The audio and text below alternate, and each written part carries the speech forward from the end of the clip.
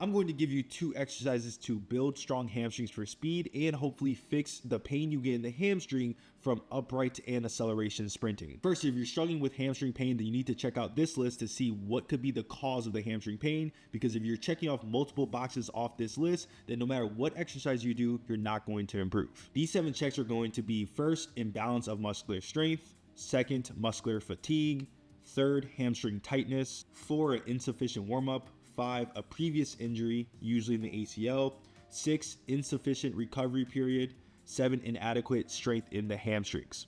If you're struggling with one of these 7 issues, then you're probably gonna have hamstring issues no matter what you do. But now that you found one of the main reasons that's causing your hamstring pain, let's figure out the 2 key exercises you need to reduce hamstring injuries and overall pain when sprinting. Exercise 1 is going to be stiff knee deadlifts. Step 1, find a dumbbell or barbell that is heavy enough where you'll be 1 to 3 reps shy of failure in a 6 to 8 rep range. Step 2, then start your feet around shoulder width apart and your hands outside of shoulder width apart. Step 3, it's a normal deadlift. Start from there, knees over shoelace, tuck the chin, flat back, and then pick it up. Step 4, while standing up, you want to start the movement with a hip hinge by sending the butt back. Step 5, push the hips back slowly. Instead of a regular eccentric, we want a slow 3 to 5 eccentric count. Eccentric's the lengthening phase of this movement, which means the lowering of the barbell should be 3 to 5 slow second counts. Step 6, maintain the barbell on your shins all the way down through the full range of motion while pushing the hips back. Step 7, avoid rounding your back at the lower portion of the full range of motion. And then step 8, explode up through the hamstrings and the glutes. The sets and reps for this can be anywhere between 6 to 12 reps for 2 to 4 sets, depending on the goal and the athlete. Another variation you can do is deficit pulls, but I'd only do this if you're an intermediate to advanced athlete. The reason these 2 exercises can be helpful for your hamstring health and power is that the research shows the importance of resting muscle length in hamstrings and its positive correlation with reduced hamstring strains. We also know that hamstring strains mainly happen during the late swing phase of sprinting, where the hamstring is working eccentrically at high velocity. For this exercise, we want to overemphasize the slow eccentric of this stiff leg deadlift. Now, if you're struggling with hamstring pain from acceleration sprinting, this might be the key exercise you're missing.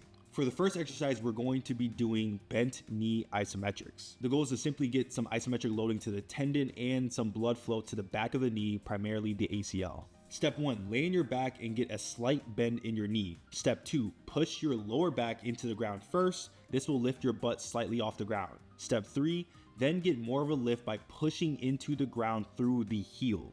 Step 4, exhale just enough to get some tension in the abs. And then step 5, slightly tilt the top of your foot in while holding this position by pushing down from the heel. You should feel a main burn in the hamstring. After holding it for 30 to 45 seconds, this should be an 8 out of 10 burn in the hamstring primarily. A common progression from this is slowly add 5 to 10 pounds every few sessions onto maybe your lower stomach area, and then holding this for 2 to 3 sets of 45 seconds before you progress again. The main reason this is important is because a less common but very frustrating way to get hamstring injuries is in your first 3 steps of acceleration. This can come from issues like weak glute activation, poor adductors and abductors, and even poor knee flexion timing. But one thing we do know is that acceleration is more muscle dominant, slower in velocity, and it usually comes from a static start. So this isometric would have some of the highest transfer because you're exposing the tendon to a static hold, which heals the tendon and builds strength in the range of motion you're going to be sprinting from. But now that you have strong hamstrings, if you don't have strong calves, then you still might compensate with your hamstring and get further injuries later on. So watch this video right here to learn how to build the calf to be strong and athletic. And if you want to increase your speed with the Speed Academy and get personal coaching from me, join the Speed Academy, top link in the description, or you can click right here.